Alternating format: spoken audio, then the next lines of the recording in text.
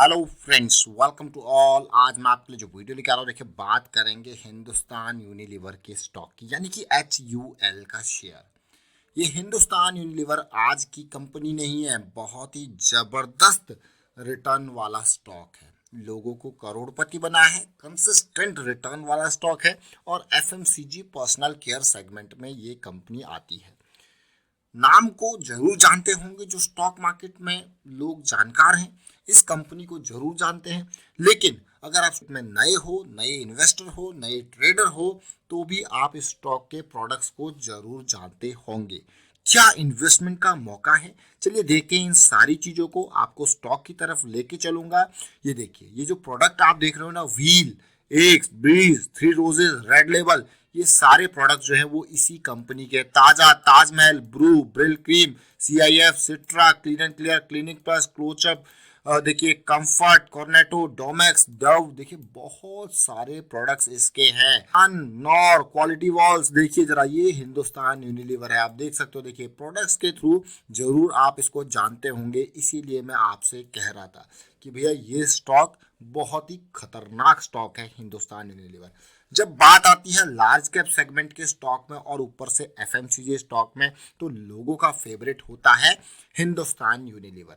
यानी कि 5.5 लाख करोड़ से ऊपर का मार्केट कैपिटलाइजेशन, 2400 के आसपास का price, debt free stock, profit growth, sales growth, जबरदस्त कंसिस्टेंसी, रिटर्न की देखोगे तो आप फैन होने वाले हो। पिछले 10 साल में एवरेज 22% के रिटर्न हिसाब से इसने आपको रिटर्न दिया।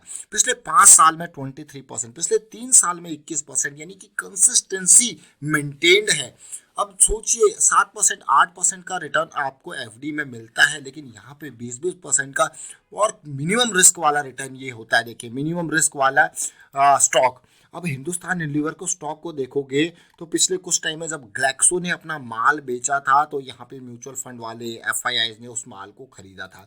अगर मैं रिटेल निवेशकों की बात करूं तो 7 लाख से ज़्यादा रिटेल निवेशक यहाँ पे इन्वेस्टेड है। आप देख सकते हो 7 लाख से ज़्यादा रिटेल निवेशक यहाँ पे इन्वेस्टेड है और होल्डिंग जो है रिटेल निवेशकों की भी बड़ी है पिछले कुछ क्वार्टर्स में। बट इस स्टॉक को आज फोकस में लाने का क्या मकसद था, वो मैं आपके साथ शेयर करूंगा। उससे पहले आप जरा इस वीडियो को देखिए। ये आपके लिए दिसंबर 7 को, यानी कि पिछले महीने जब मूवमेंट स्टार्ट हुई थी, तभी आपके लिए क्रिएट किया गया था। जरा सा सुनिए, फिर हम आगे डिटेल में बात करेंगे। ये आप कह रहे थे कि अपॉर्चुनिटी स्टार्ट हो चुकी है।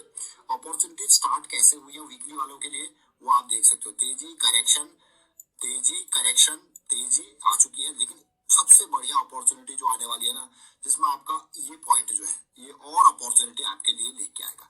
चाहे ये 2350 के आसपास है, चाहे इसके नियर आपको कंसोलिडेशन देखने को मिले, या फिर ये तेजी से भाग के इस तरीके से स्मॉल करेक्शन देखने को मिले, या फिर आपको पुल बैक दे। आपने देखा किस तरीके से दिसंबर 7 को जो हमने एनालिसिस करी थी, बिल्कुल स्टॉक सटीक उसी पॉइंट के हिसाब से मूवमेंट दे रहा है। मतलब समझ रहे हो आप।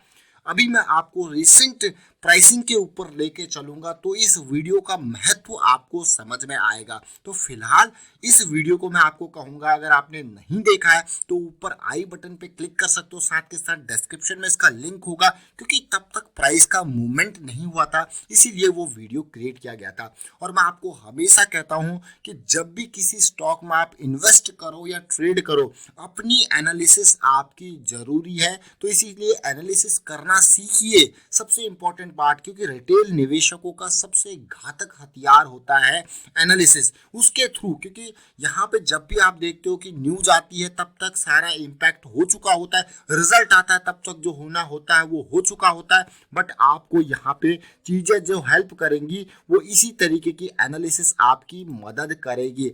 अब ये देखिए, हमने कब वीडियो इसका क्रिएट किया था, अगर मैं वीकली चार्ट के हिसाब से लेके चलूँ तो इस टाइम पे प्राइस था दिसंबर 7 के आसपास, ऑलमोस्ट 2200 के आसपास इसका प्राइस था। यानी कि ये वीक जो है वो स्टार्ट ही हुआ था, ये मान के चलिए।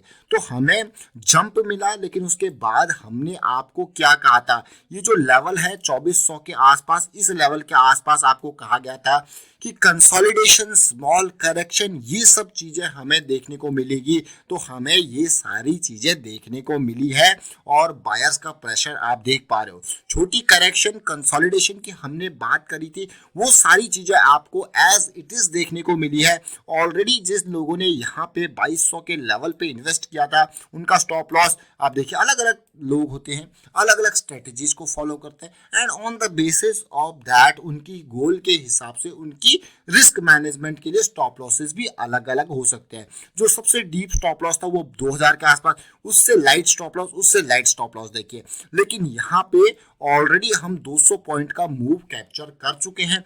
200 पॉइंट यानी कि आप 2200 के हिसाब से लगाओ तो कम से कम ये मान के चलिए कि 10%, 8-9 से 10% के आसपास एक महीने के अंदर हम इतना मूव कैप्चर कर चुके हैं। बट द रियल जर्नी जो है वो अब स्टार्ट होने वाली है। पिछले 3 वीक का करेक्शन और आज इस स्टॉक का फिर से वीडियो क्रिएट करने का मकसद यही है कि दिसंबर 7 के एनालिसिस के हिसाब से स्टॉक चल रहा है और आगे का जो मूव है वो नेक्स्ट वीक और इम्पोर्टेंट होने वाला है। नेक्स्ट वीक अगर ये करेक्शन रिजॉल्व होती है तो आपको फ्रेश एंट्री के चांसेस, फ्रेश इन्वेस्टमेंट के मौके आपको मिलने वाले हैं। स्टॉक अभी काफी दूर नहीं गया हुआ है अपने मूविंग एवरेजेस से और कंसोलिडेट कर रहा है ब्रेकआउट के नियर, यानी कि क्या ब्रेकआउट आएगा, क्या ये पुल बैक है, ये बहुत सारे क्वेश्चन मैंने आपको हमेशा बात कही है। Consolidation near to the breakout area, small correction near to the breakout area or a pullback near to the breakout area is the most important for a successful breakout। आप सोचिए, देखिए, समझिए। और ये वीकली पे 60 से ऊपर, यानी कि हम इसको कहते हैं एसिड एरिया। एसिड एरिया पे ये जो है स्टॉक मूव कर रहा है। चलिए मैं छोटे टाइम फ्रेम पे यानी कि डेली लेवल पे आता हूँ और इसको समझाने की कोशिश आपको करता हूँ। लास्ट टाइम पे जब दिसंबर 7 का प्राइस था उस टाइम पे ये मूवमेंट इस यहाँ पे था। देखिए ऑलरेडी मूवमेंट हमारा स्टार्ट हो चुका था और इसने हमको रन दिया। रन देने के बाद जब भी मैंने आपको कहा ना, कभी भी आपको एंट्री लेनी है तो always wait for correction and then wait for the resolution of that particular correction. And उस करेक्शन को देखिए, ये करेक्शन कहाँ तक आई, 20 EMA तक। तो जो डेली चार्ट वाले थे उन्होंने ये स्टॉप लॉस लगाया और फिर से यहाँ पे एंट्री जरूर ली होगी। लेकिन अब फिर से मौका ब्रेकआउट के लेवल, यानी कि अगर मुझे एंट्री लेनी है तो अगर मुझे और सेफ एंट्री लेनी है तो 24-20, 24-25 का ये लेवल मेरे लिए बहुत इंपॉर्टेंट होने वाला है। और मेरा स्टॉप लॉस ये 23-50 का छोटे टाइम फ्रेम के हिसाब से स्टॉप लॉस बता रहा हूं। जो वीकली वाले लोग हैं उनका स्टॉप लॉस डीप होगा। तो इस बात को समझिए, 24-25 और 23-50 और साथ के साथ जैसे ये पॉजिटिव मोमेंटम यहाँ पे देगा तो RSI भी यहाँ पे आपके हाई को क्रॉस करने की कोशिश करेगा। तो इस तरीके से पूरे की पूरी एनालिसिस जब आप करते हो तो सारी चीजें आपके फेवर में आने लग जाती हैं। तो उससे क्या होता है, पॉजिटिविटी बरकरार रहती है। तो अभी हमने यहाँ पे डेली टाइम फ्रेम पे देखा। अब डेली के हिसाब से तो हमने देख लिया, तो हम चलते हैं और आवरली पे देखते हैं। अब आप सोच रहे होंगे यार ये सारी चीजें आप क्यों बात कर रहे हो। देखिए कभी भी किसी भी स्टॉक को आप एनालाइज करते हो तो एक पार्ट का हमेशा याद रखें, उसको हर हिसाब से हर एंगल से देखें समझे। ये लोवेस्ट पॉइंट था आवरली पे जो कि 21 दिसंबर की गिरावट पे बना था। उसके बाद देखिए ये लो पॉइंट, यानी कि हमें हायर लो मिला और उसके बाद अभी रिसेंटली जो करेक्शन हमें देखने को मिल रहा है ये और एक हायर बेस बनता जा रहा है।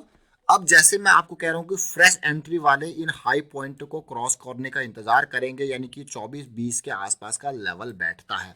तो जब तक ये पॉजिटिविटी यहाँ पे आएगी तो यहाँ पे RSI पे ये आवरली फिर से हमारा एसिड एरिया में चले जाएगा। तो ये आपके लिए एक और इम्पोर्टेंट मौका। अब आप कहोगे भैया ये इम्पोर्टेंट मौके की बार बार आप बात करते हो। देखिए तसल्ली से, लेकिन हम हमेशा जब बात करते हैं तो रिस्क मैनेजमेंट को टॉप पे रखते हैं। देखिए याद रखें, कोई एक स्टॉक आपको करोड़पति नहीं बना सकता, मार्केट में माला माल नहीं कर सकता।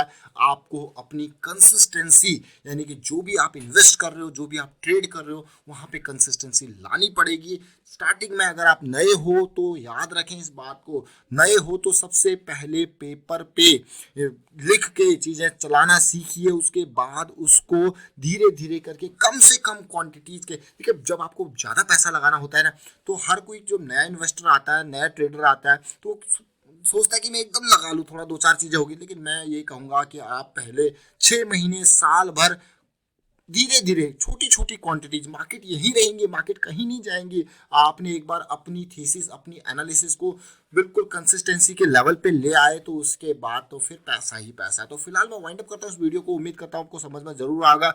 हिंदुस्तान यूनिलीवर तैयार हो रहा है अगली रैली के लिए। तो वीडियो को शेयर कीजिए, लाइक कीजिए, चैनल सब्सक्राइब नहीं कर तो जल्दी से सब्सक्राइब कर ले और बेल आइकन को प्रेस कर ले, जिससे आपको नोटिफिकेशन आती रहेगी। Thank you for watching the video.